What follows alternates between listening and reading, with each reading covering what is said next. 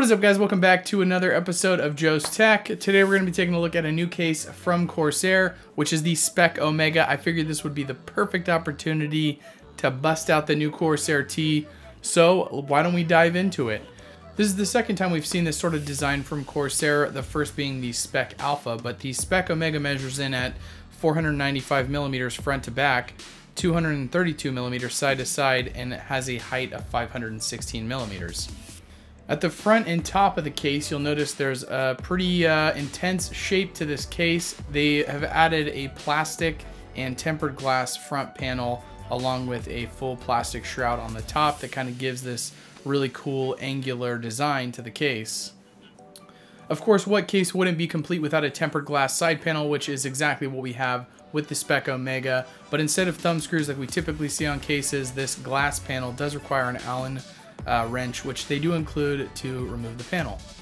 Going back to the front and top panel of the case, both are removable. The front panel is removable and does have a hardwired connector installed, and that is to power the LED strip that's included in the front bezel of the case.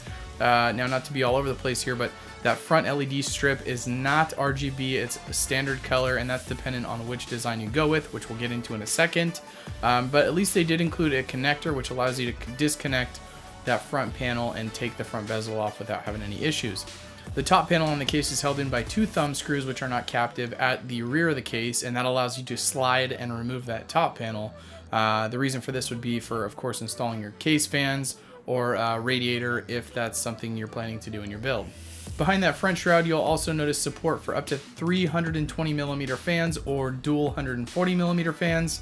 At the top of the case, we have support for dual 140 or dual 120 fans. And of course, at the rear of the case, we only have that support for a single 120 millimeter fan. Of course, radiators kind of follow the same guidelines. You can either do a 360 or a 280 up front, a 280 at the top of the case, or a 120 at the rear. Inside the bottom of the case, you'll notice there is a removable 3.5-inch cage for your larger hard drives. Of course, that supports up to 2 drives and does have 2 toolless trays for your drives as well. Now, rather than doing a sliding mechanism for that cage, there are 2 possible mounting points for the entire cage. The pre-installed position is a little bit snug for larger power supplies, so you can move it forward, or you can just remove that cage completely if you don't need 3.5-inch drives.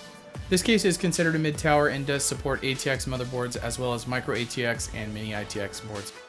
If you're worried about graphics card clearance, you should have a good amount of space with up to 370 millimeters to work with. Included with the Spec Omega, you do have dual 120 millimeter fans, one at the rear of the case and one in the front.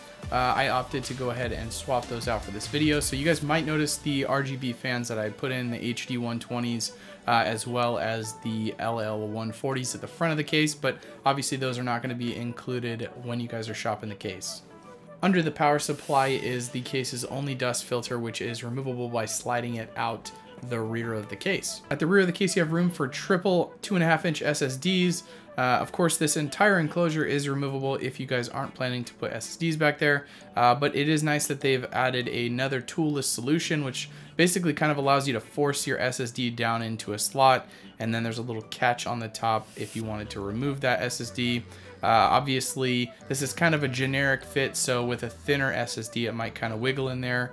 Again, it's probably not going to be an issue, but just something to mention.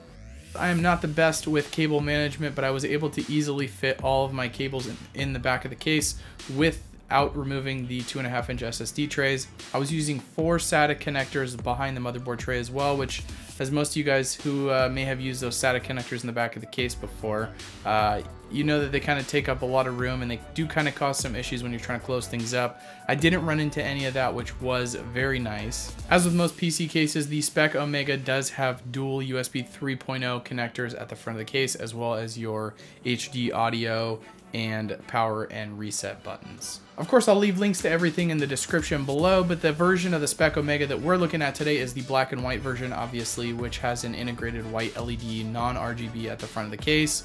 There's also a black version, which is all black case, bezel, and top, and that has a red LED non-RGB strip at the front. And then, of course, there is a black and red version, which has black and red bezels with a black case, and that also has the red LED at the front.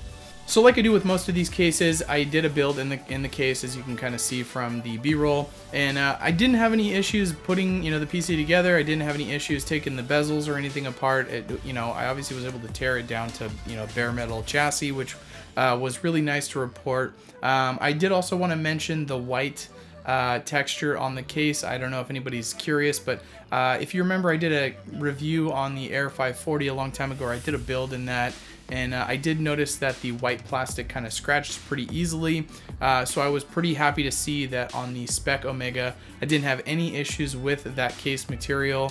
I was dragging it around the table a lot when I was doing the build. No issues with scratching on the case. One thing to mention is that the feet are that nice like shiny plastic, which looks really great. The feet, however, because they are that soft shiny plastic, if they you're rubbing them with a towel, or like if I don't know if you have rough hands or something when you're cleaning them off, they do scratch pretty easily, so you're gonna get kind of that like swirly effect on the feet. Even if you're really careful over time, that's just something that's gonna happen, and that's pretty much the norm as far as those shiny plastic pieces go. As always, I'll leave links to everything in the description below. If you guys do want to check out the Spec Omega, it is currently available and it's priced right at $99 US. I think for under 100 bucks, this case is a good buy. It seems to be made out of good quality materials. You get that really cool aesthetic with the front tempered glass panel as well as the side tempered glass panel. You get those really cool angles on a case for, in comparison to a lot of other cases out there, it's kind of got a unique look.